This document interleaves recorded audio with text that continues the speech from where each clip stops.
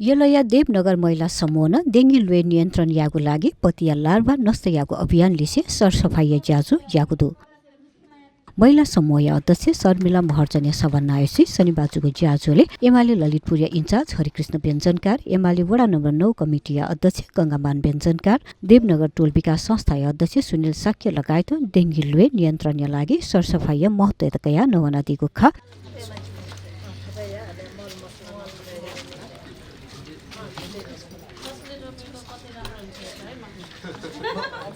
कसले कति रोपेको राम्रो हुन्छ सैतामा ठुलो है भागको सानो छ भागको झनै सानो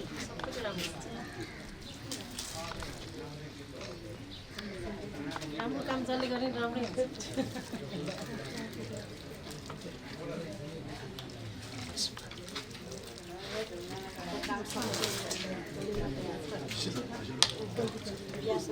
देवनगर यो महिला समूहको आयोजनामा यो जुन सरसफाइ कार्यक्रममा नेकपा एमाले 9 नम्बर वडा कमिटीले केही सहयोग गर्न पाएकोमा हामी धेरै खुसी छौँ।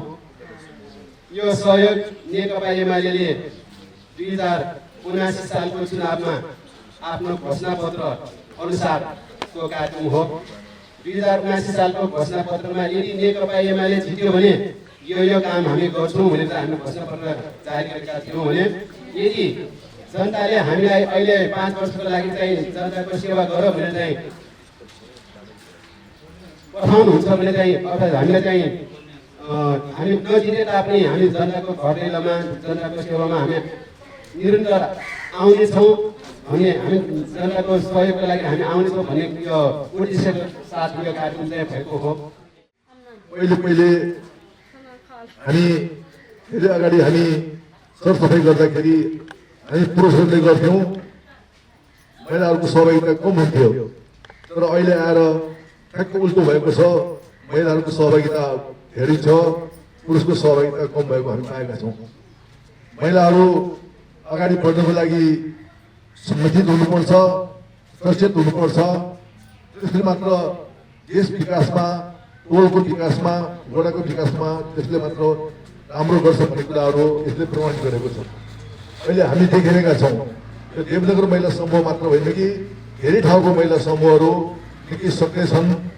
पहिले म त्यो च्यासलको श्रमिक शान्ति स्कुलको हेडमास्टर हुँदाखेरि 41-42 सालतिर हेडमास्टर हुँदाखेरि हाम्रो महिला दिदीबहिनीहरू आफ्नो अभिभावकहरूमा त्यहाँ हामीले बोलाउँथ्यौँ।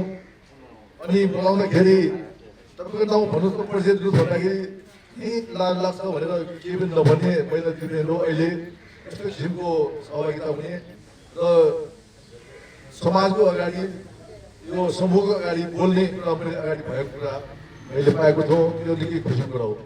त्यो चाहिँ एउटा सेवा गर्ने अवसर प्रदान गर्नुभएकोमा धेरै धेरै आभार तथा धन्यवाद पनि ज्ञापन गर्न चाहन्छु। र यो टोल विकास र महिला समूहको जीवहरूको पहलले यो वडाको सरसफाइको लागि, यो वडाको व्यवस्थापनको लागि, व्यवस्थित गर्नको लागि, हरियालीको लागि जुन यहाँले अभियान सुरु गर्नुभएको छ त्यो अभियानप्रति पनि धेरै धेरै सम्मान पनि व्यक्त गर्न चाहन्छु। किनभने हामी संसारमै सरसफाइ गर्नुपर्ने मान्छेहरू बिहान उठ्ने बित्तिकै घर नबढारिकन हाम्रो अरू काम चल्दैन थियो। त्यस कारण घर मात्रै होइन हाम्रो वरिपरि पनि सफा हुनुपर्छ र वरिपरि सँगसँगै हाम्रो मन पनि सफा हुनुपर्छ। त्यसपछि बल्ल हामी चाहिँ शारीरिक रूपमा, मानसिक रूपमा स्वस्थ हुन सक्छौँ। हामी अहिले कोठा एउटा मात्रै यसो चिटिक्क पार्ने अनि शारीरिक रूपमा पनि अरू एउटा चिटिक्क पार्ने जस्तो चाहिँ अहिले संस्कार भएको छ।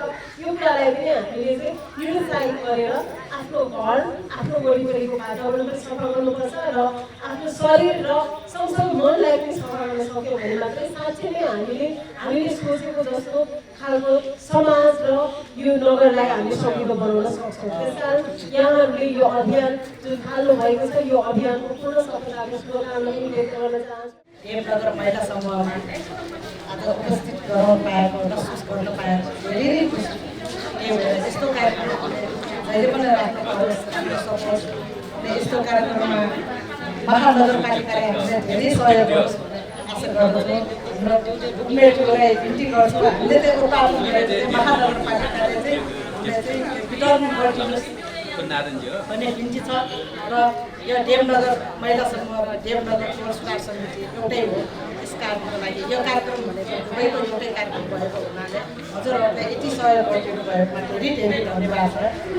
आगामी पछिको कार्यक्रममा हामीलाई केही सामान चाहियो भने केही सहयोग गर्नु पऱ्यो भने महानगरपालिका नेकपा एमाले र हाम्रो जति नै हाम्रो सहयोगी संस्थाहरू छ यिनीहरूले सधैँ हामीलाई सहयोग गर्नुहुन्छ भने म भित्री आत्मादेखि हजुरहरूलाई ज्याजुले एपाले ललितपुरिया इन्चार्ज हरकृष्ण व्यञ्जनकार देवनगर महिला समूह स्पिकर सरसफाई सामान्य लला नदीको खाप